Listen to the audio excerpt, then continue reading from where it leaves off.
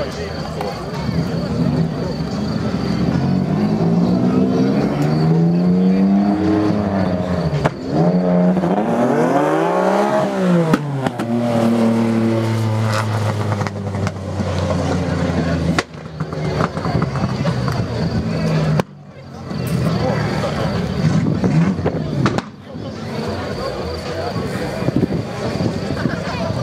evo ih na startu finale 11, kao što sam rekao prije, dakle kole protiv Darija. Darija složio oba dva auta, Audi motori oba dva auta. Grupala jedan i drugi strane skupine.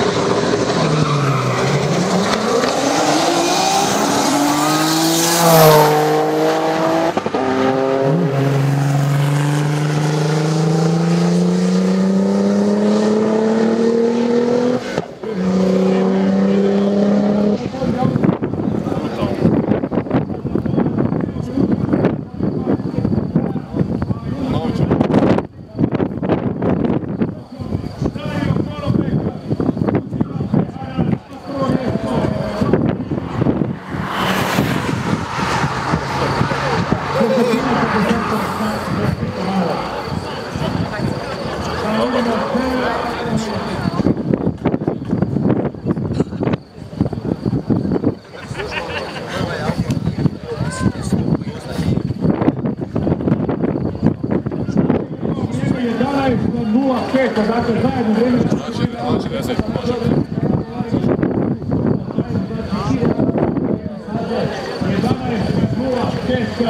perfektna jedanaestica za perfektan dan za Darija Pehara, 6. mjesto.